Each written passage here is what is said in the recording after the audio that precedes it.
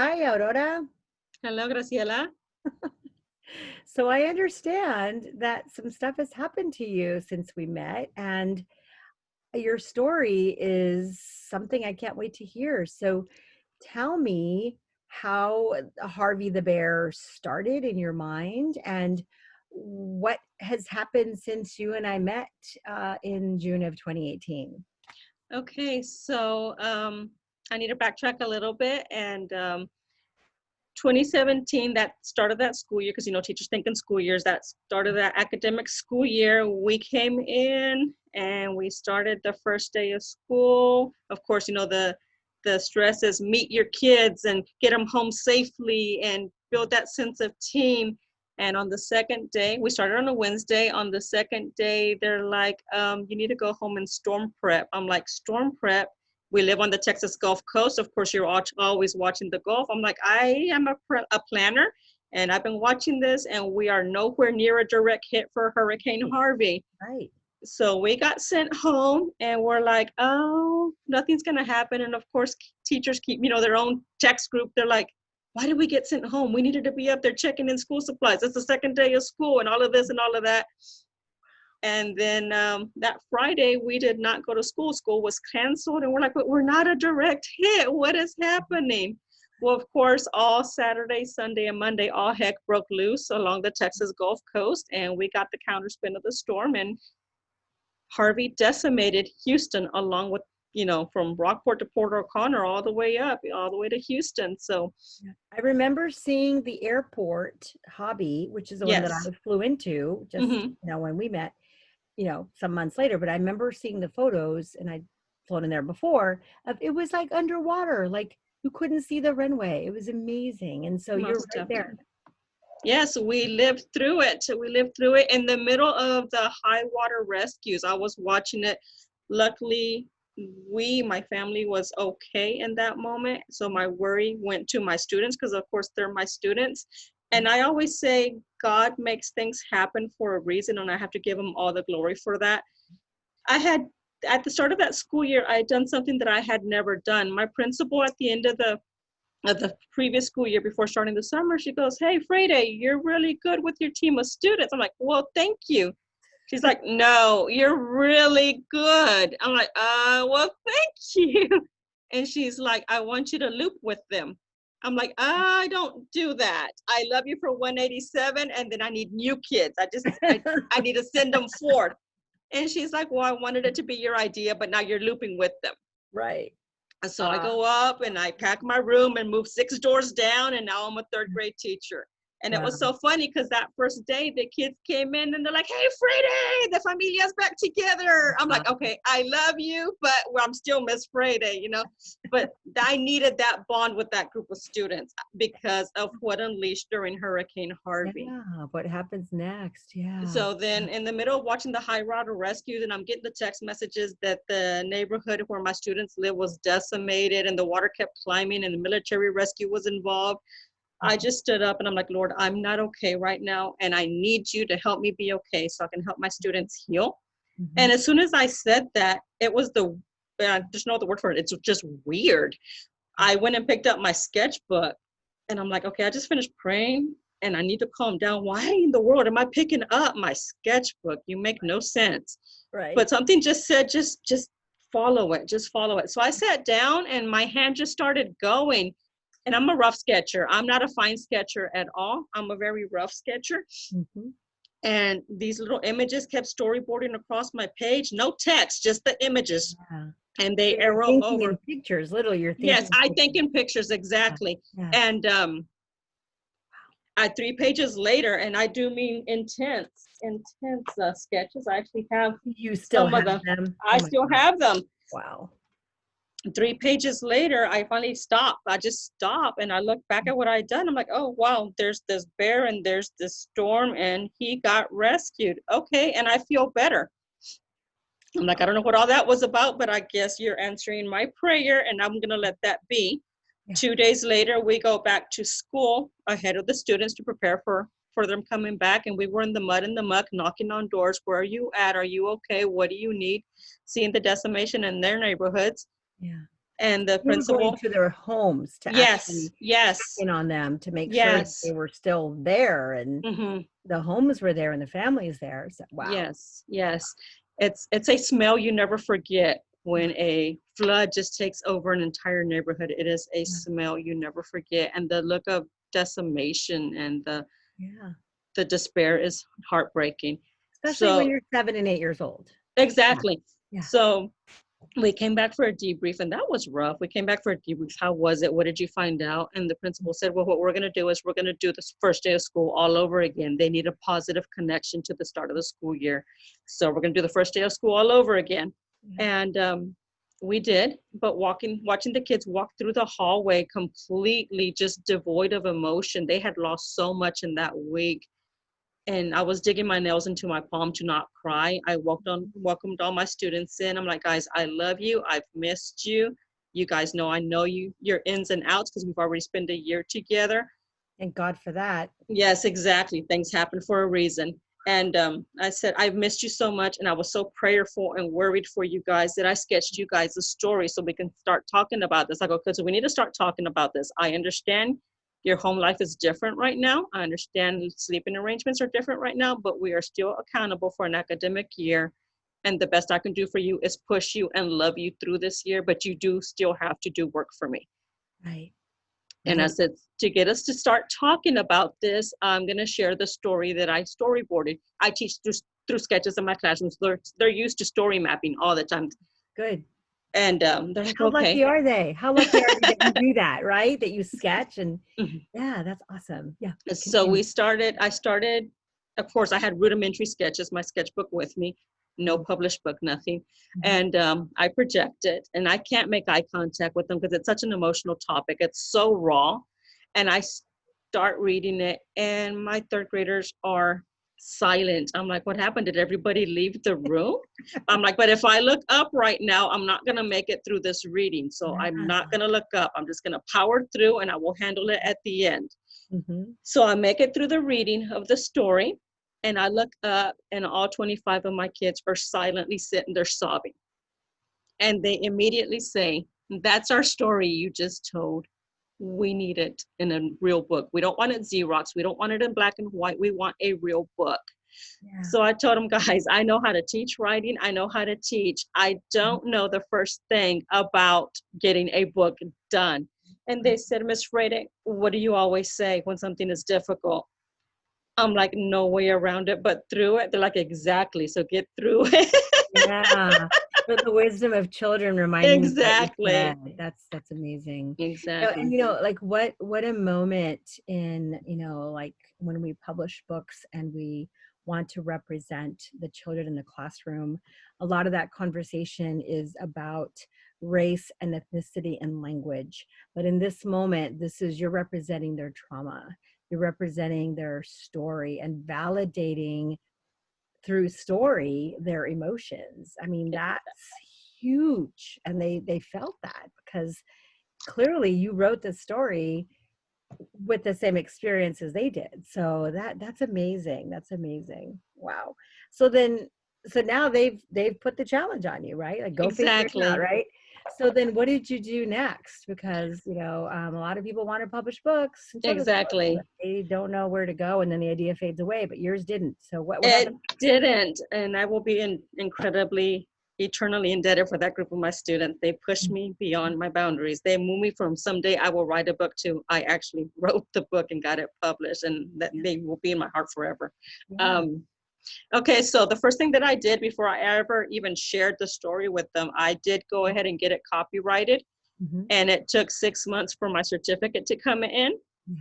And they quickly did the math when I told them that. And they're like, oh, so we'll have a book by your birthday. They remember my birthday was in March. Yeah. I'm like, that's not what I said. I said, I get my certificate and then I can start trying to make the Yes. book. One. Yeah.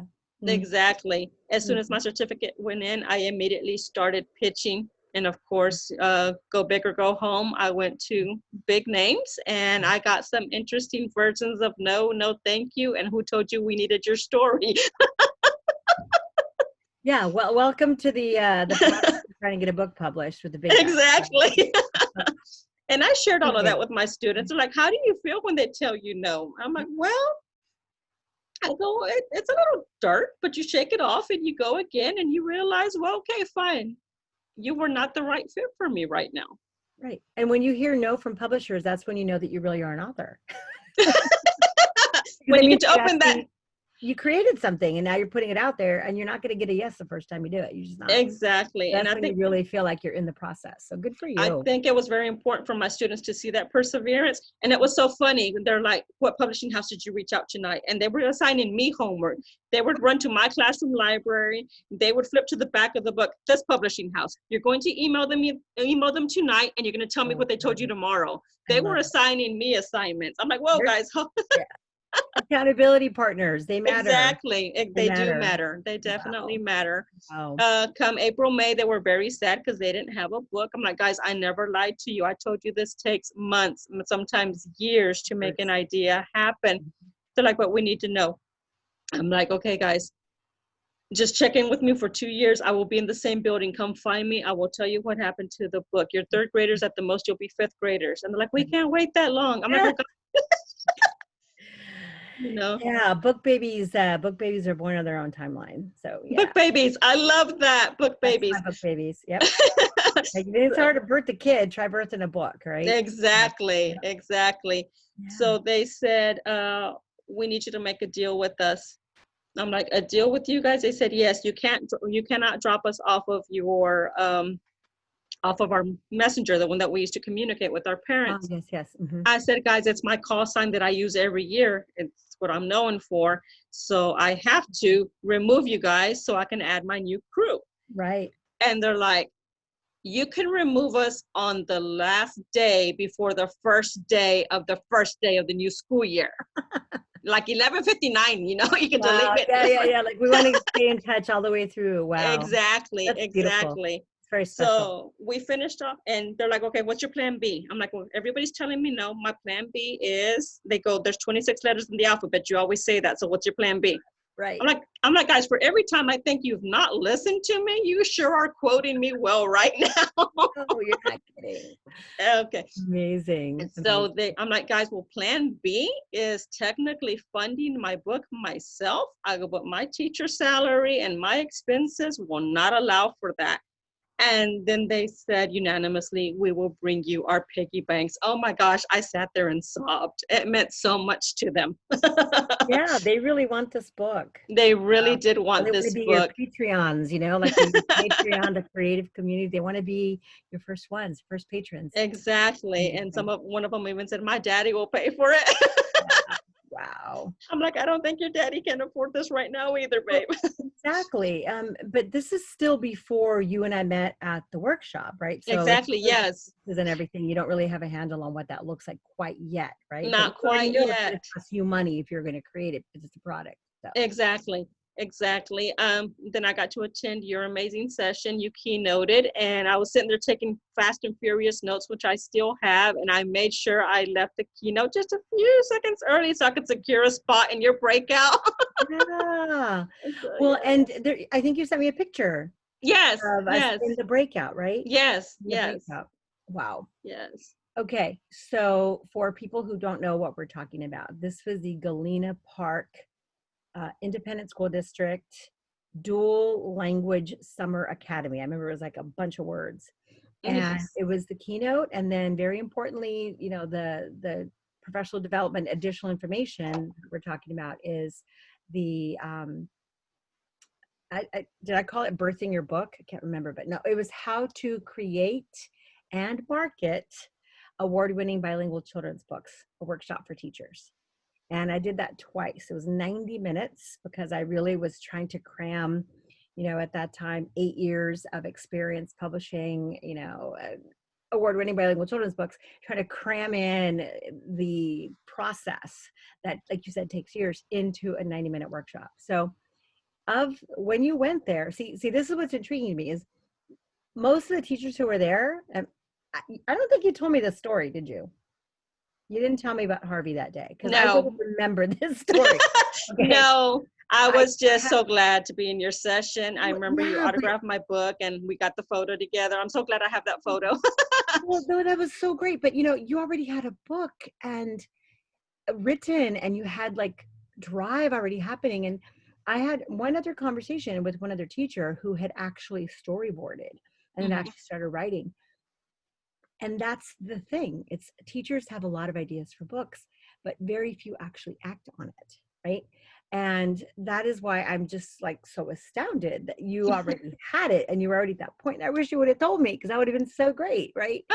Um, okay, but what of that process, what of that did you take away that you then used to go forward since you already been through the initial rejections, trying to find a publisher?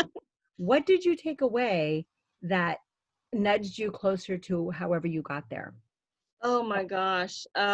Just how to just put yourself out there, how to write that unique value sentence. Yes. Um, how if you're gonna self-fund, if you're gonna get picked up by a publishing house where royalties lie. Everybody thinks authors are high rolling in banking.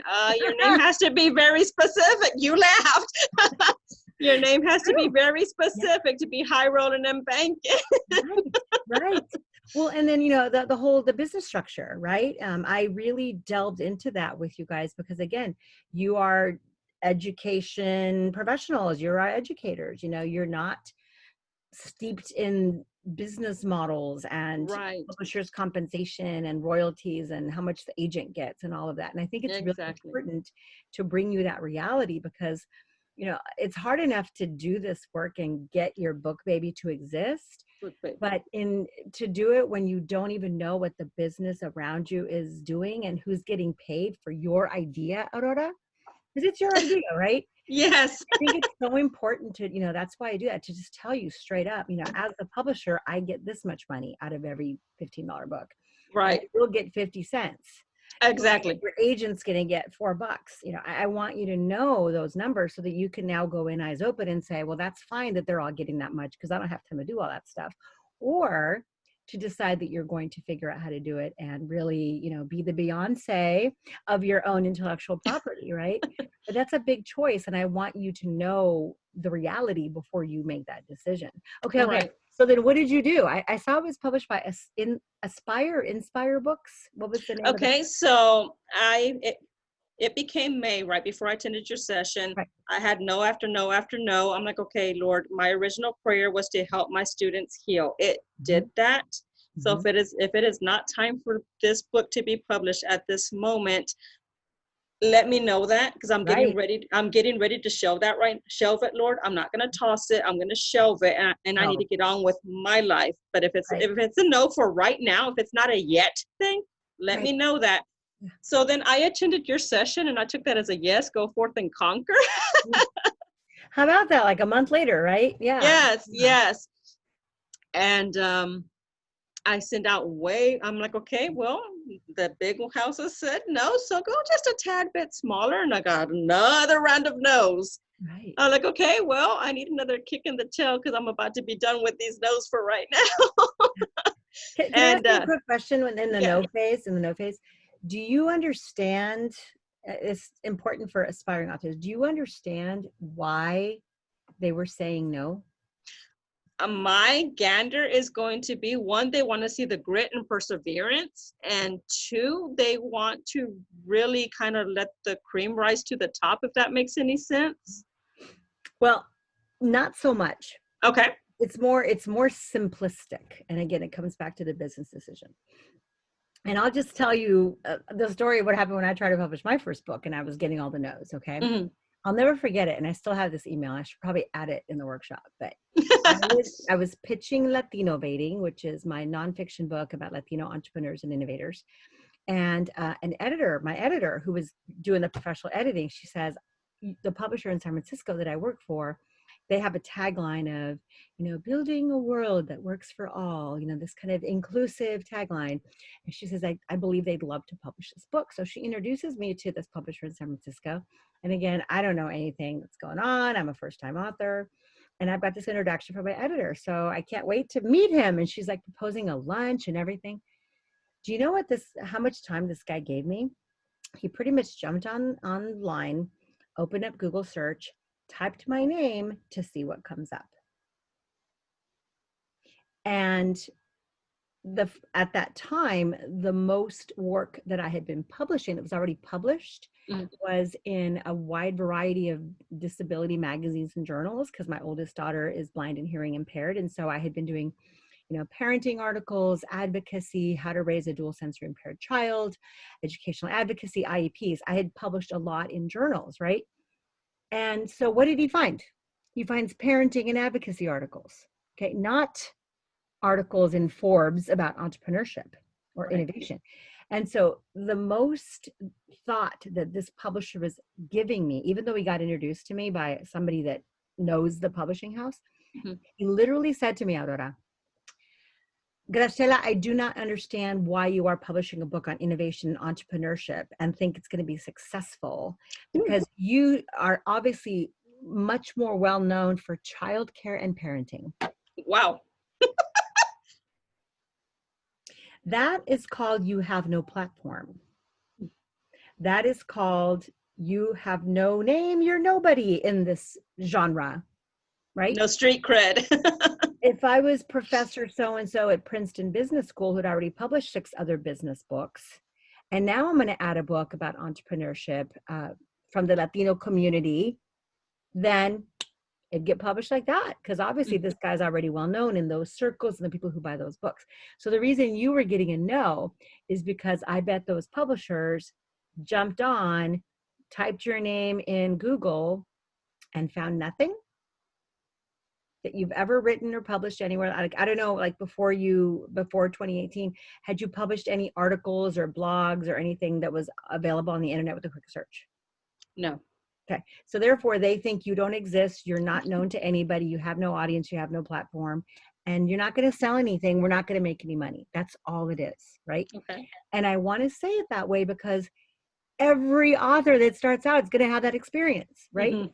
Or you're going to have the experience I did, where you've published a bunch of stuff, but it's in some other facet of your life that doesn't help the publisher understand why this literature matters. Exactly. And so I was so mad because he literally was like, go write about childcare. Like, you're a mom. You can't write about innovation. I'm like, what? And so my friend, the editor, was so angry. But I'm like, that's okay. That's the rejection that I needed, because I'm going to go build my own publishing company anyway, because my publisher for this book had already started mentoring me. Remember that story? My publisher in San Francisco mentored me to becoming a publisher. So I knew that I needed that rejection just to see how stinky it is and how crappy it feels, so that I was going to go do my own thing anyway, right? But I wanted to say that to you because it is the experience that everyone's going to have, because that's all they're doing, right? And even if you could have pitched an entire marketing plan to them, which is one of my tips, right? Or at least the beginning of a marketing plan. You could say, that you're a teacher in your marketing plan. You probably said so in your pitches that you're a teacher and you're bilingual. You probably said things like that. But if you could have done one little thing there and just attached like the beginning of a marketing plan, that might have been enough to get them interested, but probably not, because that's still no evidence that anybody knows you. Exactly. Right. But I have to say that because that's when you have to then realize that that is the way the business is going, and then you have to find another way. So then what did you do next? Okay, so I attended your session, got more no's. I'm like, okay, but this means so much to my kids. And one last time, I'm a night owl during the summer. I become a night owl. The house goes quiet. I get time to think. So I'm a night owl, and I was working on different things, and the book just kept gnawing on me. I'm not listening. I'm not listening. And I finally said, okay, Lord, if you want me to do something with this, then I need you to tell me. Just tell me. Right. And I get this sixth sense, like, send a text message to this person, ask this person for a publishing house. I'm like, okay, we're in different time zones. And if it's like 12:30 midnight here, they will hang me for waking them up, literally, I'm like, it will wait for the morning. Send it now. I'm like, okay. I'm like, I sent the text message off. I'm like, I'm going to bed. I will handle this. Okay. Well, right before I went to bed, my text message goes back off with a name of a publishing house. I'm like, okay. So wait, so you were asking somebody to give you the name of a publishing house, like I sent out a text. somebody Yes. that knew. Okay. Somebody that could have a feeler for me. Got it. It's a way out there shot in the middle of the night, literally. Yeah. And it's free to just take that extra shot, right? Exactly. Yeah. So I get a hit right back. I look up the name and I'm like, okay, but it's a lot of self-publishing. I could have done this already. I could have done this in March. And I'm like, well, I'll handle it. And I just got this nag. Send the message to the company. I'm like, really? It's like 1:00 in the morning. I'm like, okay. I prayed about it. So yes, I will do it. So I send out the message and I'm like, okay, we're going to get on with life. Wake up the next day and there's an email and they're like, we'd like to talk to you about your book. I'm like, okay. And I'm like, but I've been here. We've talked about the book and gotten the no's, so I'm not getting excited. But okay, we will do this. Yeah. You end up just a little bit jaded, I guess. Well, it is, but it's part of the process. It is exactly the process. It is the process, and I don't think I would change any of it for any other world right now because it's made me grow so much, and I'll be forever grateful for that. Yeah. Skin, knees, and all. And so they're like, we'll call you 3 days later. And I'm like, sure. So this was Wednesday. Friday, I get all set up. Y'all, everybody be quiet. I got a phone call, get set up. And it was a phone call. It wasn't Zoom or anything. It was a phone call. So the phone goes off. I answer it. And they're like, this is so-and-so, the president of this publishing house. I'm like, holy cow, the president of the publishing house is calling me. Oh, geez. Right. Okay, I wasn't ready for all that today. Right. But here it is. And here it is. And I took a big gulp and I'm like, okay, all right. And they go, your timer has started. You have 30 minutes to do a pitch. I'm like, holy cow, an off the cuff pitch, nothing in my hands except a blank piece of paper and a pen. Yeah. So it was a moment of, okay, Lord, give me my words. Give me my words. Because this is like, you know, when you teach and the principal's walking in unannounced and it's like the best lesson you've ever done. Well, do you have experience with this? You've already gone through this surprise moment. So I'm like, okay, surprise. Here we go. So I took a deep breath, plowed through, and during the course of the lesson, I'm like, I'm hearing, okay, all right. Tell me more. Yeah. I'm like, oh my gosh, is this going as painfully bad as I think it's going? And I'm like, okay, so I'm trying to not drag it out, trying to be just enough emphasis in there and enough pitch to it without overselling it. And it goes very quiet. Wow. And the caller says, your timer has stopped. Oh, gee. I'm like, oh, thank you. The timer has stopped. Like a kitchen timer. Hilarious. He goes, and we'd like to do a deal with you. The composure required to complete that phone call. Were you like, not a thing, you know, I'll have my people call your people. And then I was digging my palms into my nails for a totally different reason. Yeah. He's like, we're really interested in doing a deal with you. He goes, so what are your logistics on this book? I said, well, it has to come out for the 1-year anniversary. And it is August 18th. Yeah. And I go, I'm a bilingual teacher, so it has to be bilingual. Yeah. He goes, we can't do that in this time frame because this is June and you want August. Not gonna happen. I know. And I'm like, oh Lord. I'm like, okay, well, give me my words. Don't let me do this. I said, okay. He goes, can we do the first language in English? He's like, we have no concept. We've never done a bilingual book before. He's like, in this time frame, we can't do it. And I just kept feeling this go bigger, go bold. We're not going home. Go bigger, go bold, you know. Right. And I'm like, the bilingual part is crucial to me. Right. I said, if I need you to trust me. Yeah. If you trust me enough, I can get the bilingual taken care of. I can get the translations edited, everything. I can take care of that. Yeah. He goes, well, that's great, but illustrations don't happen in 2 months. Exactly. And again, Remember the workshop with that? Like you can't ex- rush art. Yeah. Yep. exactly. Yep. Creative people Wow. have their own timeline. I'm Yep. creative myself. Don't rush Yes. me. Exactly. Wow. And I said, okay, well, let's have cover art ready by August and we can start building some traction, start advertising it and work on it through the year. Yeah. I go, but again, the sooner we get this done, the closer we are to the anniversary, the more it will mean to my students and their families that are still healing and still needing to dialogue this. Right. He goes, so let me get this straight. You want a completely done book, English, Spanish, bilingual, and we're pioneering a new layout for you because if you know, bilingual books usually have the English on the top, the Spanish on the bottom. And this time we're doing full page bleeds.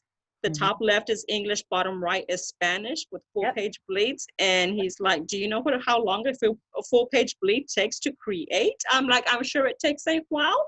And Yeah. I'm sure it's pretty close to August. He Yeah. goes, again, I'm going to say, can we get you, before we get a contract, Mhm. can we get you to agree to just go with the English book? And I took a big gulp. I'm like, I'm about to walk away from this, aren't I?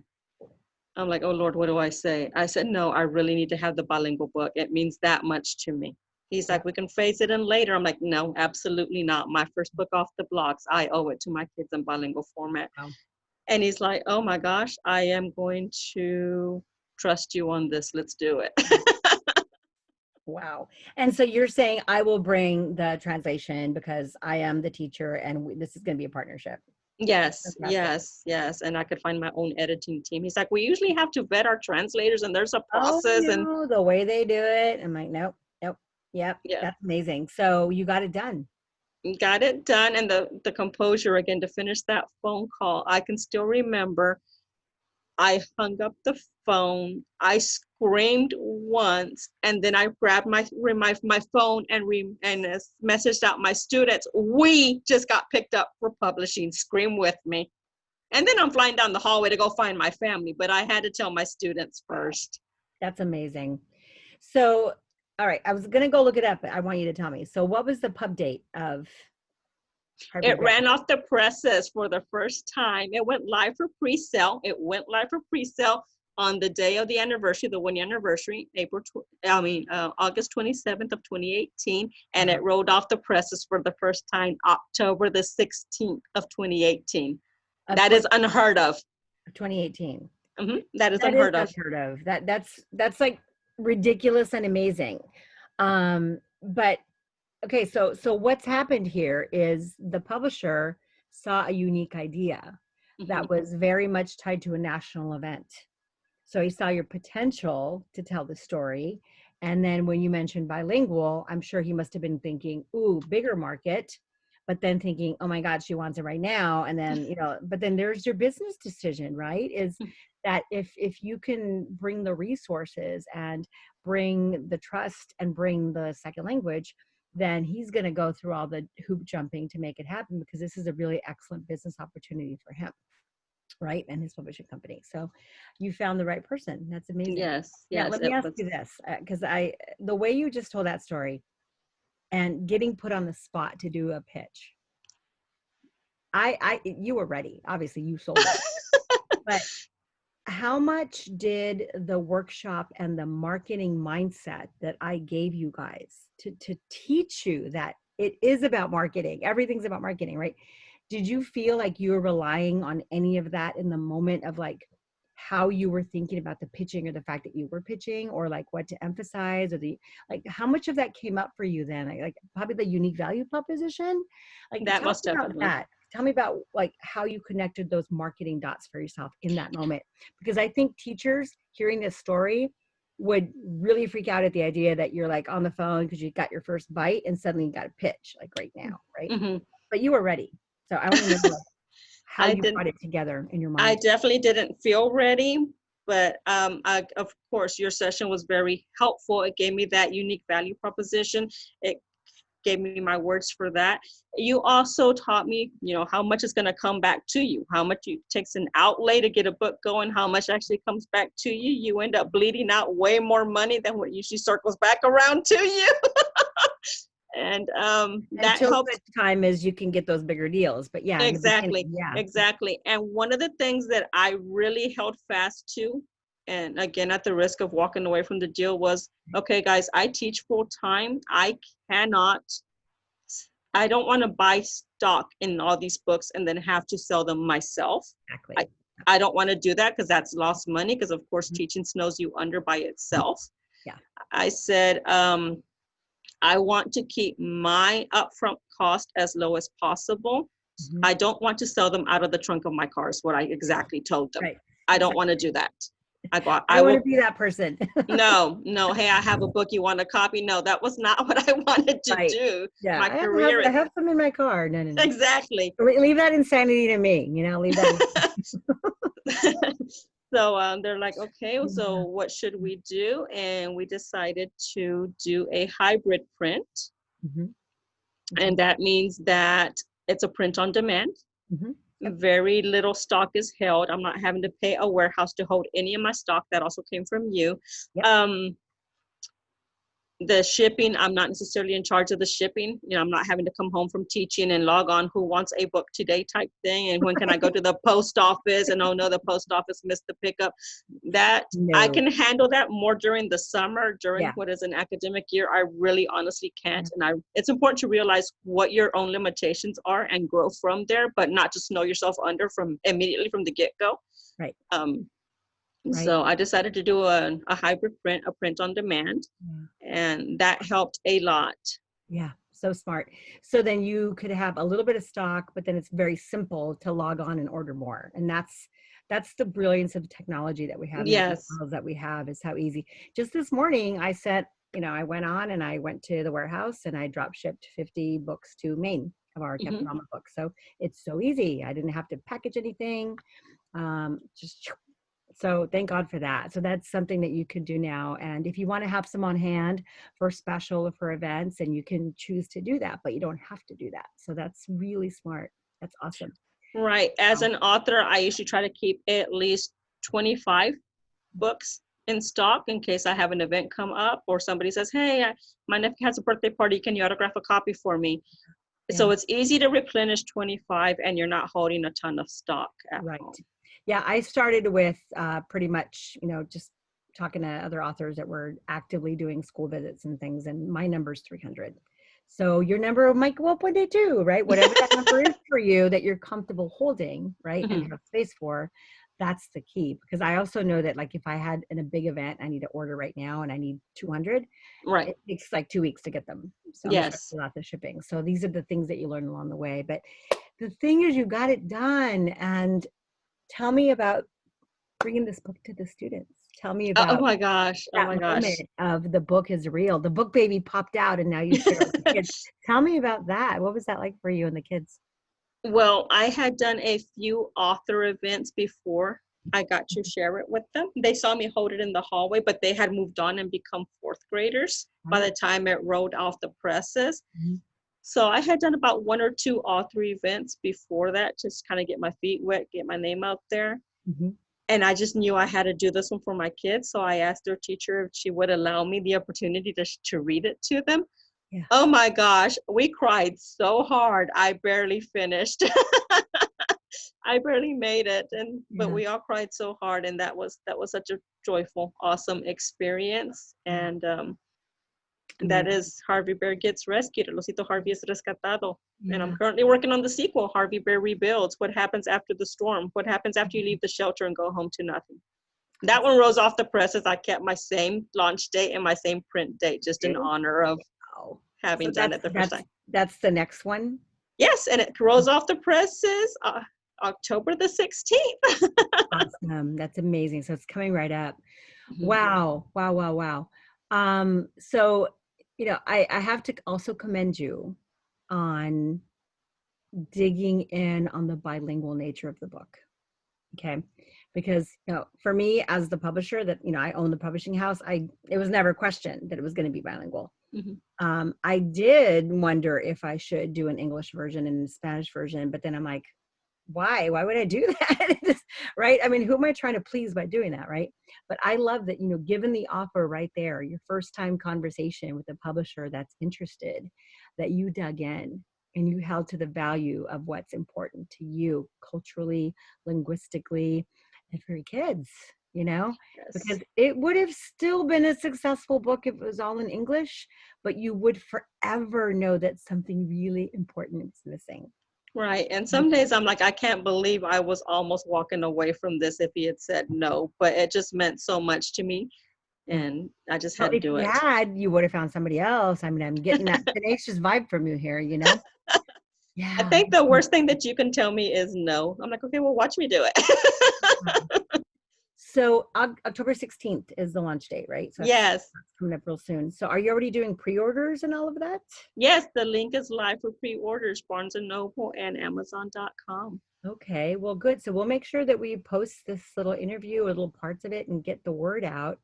And that's amazing. What an amazing story you shared here today. And so where can people find you? Like you have an author page, an Instagram site, like where, you know, other than going to the stores that you just mentioned to buy it, Right. is there a Oh, page that you have, or is there like, you know, do you do anything like sell signed copies on your own site or social media? What is your preferred way to be contacted? all right. So Harvey Bear actually does run his own fan page. So aside from teaching and everything else that I do, I am now this bear secretary. I always say he's first on the tagline and I do all the work. Harvey That Bear is and awesome. author. HarveyBearandAuthor.com is my website. And on Facebook, he is Harvey Bear Hug. He's at Harvey Bear Hug. Harvey Bear Hug. Is he on Instagram too? He is on Twitter at Harvey Bear Hugs, Hugs. Hugs with an S. Okay. And he would love Instagram, but I think I'm juggling enough at this point. Maybe once I get the second launch going, I can add Well, an Insta for him. well, he's there, and he had one follower, and now he has 2 followers on Instagram. So I'm finding you there first, and I can find you on Twitter and everywhere later. But so give me the website again, Harvey Bear Hug. Author.com. Oh, HarveyBearAuthor.com. Mm-hmm. Okay, cool. And on Facebook, he's Harvey Bear Hug. Okay. So what I'm going to do is I am going to post this, and I'm going to send a newsletter out to all my teachers lists that I have, so that they can all hear about you, because I'm sure that teachers in the area have started hearing about your book, but let's get more teachers in Texas and other places to hear about your book, especially with it coming out so soon. Okay. The next one. Definitely. It's a mission of mine for Harvey Bear gets rescued and rebuilds to make it into the front lines of storm repairs. I was blessed enough to be able to team up with Cajun Navy Supply, and they transported 25 books into the decimated Lake Charles area to help with the Hurricane Laura recovery, because as we know, all of our educators, which of course I'm an educator at heart, are doing their best right now through this pandemic, but to have lost their house and their schools and their infrastructure right now is unreal. And I know their students have storm trauma to start talking about. So it was an absolute blessing to be able to team up with Cajun Navy Supply. I met them in Houston on a supply run that they did, and they took a box of Harvey Bears to Lake Charles for me. That's amazing. Now, I'm going to introduce you to somebody in particular who contacted me. I met her at Abe in 2016. And after Harvey hit, she contacted me and she says, can I please have, can you donate some books to my kids? Because all we can do right now when we find them is bring them something. I'd love to be able to bring some books. So happily, we ship some books down there, because when you lose everything, having a little thing that brings you joy is what you need when you're a child. Exactly. So I share that spirit of bringing literature and storytelling to, for the joy. And in your case, for the, direct validation of the trauma and now coming out of it and rebuilding. That's awesome. Exactly. Because as adults, we are so concerned with making sure we have a new house for our kids, new clothes and new shoes. But in the midst of that, they've lost their possessions. They've lost their loveys. They've lost their toys. I remember my students came in and said, my mom threw away my teddy bear that I'd had since I was a baby. I'm like, baby, she didn't do it to hurt you. She did it to save you. It was so dirty. It had been in sewer water. It was so nasty, bacteria filled, that it never would have gotten clean enough for you to love it again. Right. She did it because she loved you. Ask her to help you pick out a new lovey. And you can rename it something new. But as adults, again, sometimes our focus, and rightly so, is Do we have a house? Do we have food? Do we have clean clothes? Yep. And we haven't noticed in the rush of scooping everything up out to the dumpster that's their heart and soul going out to that dumpster too. The Maslow hierarchy of needs is different for a child. Exactly. A Exactly. lot of the things they still need the basics, but teddy bear is in there too. Mm-hmm. Most Which definitely. is perfect that, that Harvey is a bear because Yes. such a relatable character. So I love the fact that it was a juxtaposition of characters, because in life, children hold their bear for comfort. And in Harvey Bear, he was the one that needed comforting as he moved towards being a version of okay. Right. So the community rallied around him for him to do so. Yeah, that's beautiful. Well, hey, I'm astounded with your story, and I'm so happy. See, here's the funny part. You sent me a message on Facebook right after the workshop. Then I stopped Yes. using Facebook that summer, so I didn't even see your message after the workshop. And I jumped on, again, I just never use it, but I jumped on because somebody said that they sent me something I needed to go get or whatever. So I jumped back on. I'm like, oh, look at this message. And then after I saw who you were, and you said that you were going to do a book, and then I started looking that you already had a book. I'm like, okay, we got to reconnect.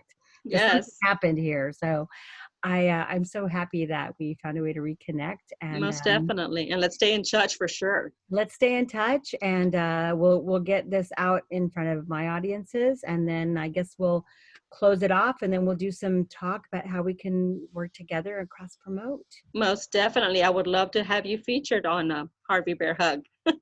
Yeah, awesome. We could do a live Ask an Author type session via Zoom on our Facebook or something like that. So definitely. We're gonna get creative here. We're gonna get creative because Most definitely. we need more authentic bilingual literature from our communities that we create. So we'll definitely do that. But what's your final thoughts that you want to say to?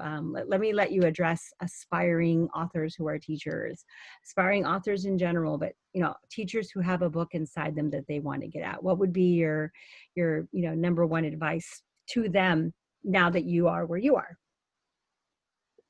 Let me narrow the question. What would be a tip for you to share with them to get them to start? Develop a lot of grit, develop a game plan. Your session told us to think backwards. When do you want this book out? How do you timeline this out to get to that point? You say you don't release a Christmas book at Halloween. Yeah, I remember. You could release a Christmas book at Halloween, but it might not do so well. Right. So just look at different things like that and reach out. Find a support system. Find somebody that's been through it. I always tell aspiring authors they can definitely shoot me an email, harveybearauthor@gmail.com, and I would reach out to you the best that I can and guide you the best that I can. I can tell you I have a new out-of-the-box process. You're the first person that gets to hear this, Graciela. I have now launched my own imprint. You did. You did. Did you do it? So I yeah. did. So the Beyonce model. I love it because someone said, "Well, you're the Beyonce of educational literature for kids because you own everything." And I was like, ha, ha, ha. Not quite Beyonce level, but I understand the spirit is that I don't have to ask any publisher in New York City for permission to license my book to Netflix, or I don't have to ask a publisher for permission to do anything. And that's really empowering. So you are taking that step too to own your own imprint. And I've been incredibly blessed with the publishing houses that I've teamed up with. I did start off with Author Source Publishing. I do have to give them a shout out for that. And I did port over to Inspire Books, which allowed me to grow as an author. And Inspire Books actually said, you know what?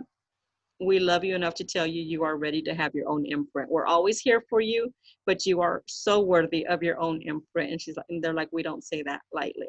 So. Well, they don't. I mean, they want to own you, right? They want to own you. But when they see this, and why they said that to you. Okay, so remember the question I asked you earlier of why you got all the no's? This is the exact opposite. Okay, because now when people search your name, you will see content that you have caused to happen in the world. Oh, wow. Books and, people who have interviewed you, people who have written about it, all other content that exists. So yeah, now you're on the other end of of your being told by a publisher that you're worthy of your own imprint. How about that? How about that? And what's the difference? The difference is that you took the action and you created the first content, the first books, the first literature, and you've built that platform. Mm-hmm. And that platform is never going to go away. The platform is yours forever. And now you get to decide how to build upon it to create other literature. But that's amazing to be told you're worthy of your own imprint. It's like, yeah, you really got to own this, right? No pressure. No But pressure. I am go big or go home, and I don't go home. Go big or go bold is more my motto. Right. When you said licensed out to Netflix, I'm like, ooh, a Harvey Bear movie. Okay. Start looking at it. Start looking at it. Speaking that into existence, right? Yep, this is where ideas come. They come from our brains as authors, the storytellers, and then there's a whole entire other world that you can look into in terms of intellectual property, and you've got the copywriting, right? But then we'll talk about that more. But there's steps to take to make sure that you're ready to approach somebody with that idea, straight up, to have that conversation with them. And I'm in the process of learning all that now, and meeting with intellectual property attorneys and things like that. But that's what you get to do Yay. because you own the imprint, you own everything. Versus if you owned the copyright as the author, but the publisher is actually your publisher and owns you contractually, then you don't get to do this as easily as you get to do it yourself. So there's more to come, but that's beautiful. So yeah, when you're ready to share more about that, you can definitely tell me more about that. But Most definitely. welcome Most to the definitely. world of owning your intellectual property and your imprint and your publishing. That's awesome. Thank you. I appreciate that. And I will definitely reach out for help. Yeah, for sure. Well, I'm going to go ahead and end the recording, and then we can just continue the conversation. How's that sound? Perfect. Thank you, Aurora, for being so open with your story, and what an inspiration for aspiring authors. Thank you. Thank you. I could not believe I got a message back from you. Like, oh, wow, did I read that right? Only 2 years later. It happens when it's supposed to happen. So, yes. This is true. This is true. Okay, thank you, Aurora. Thank you.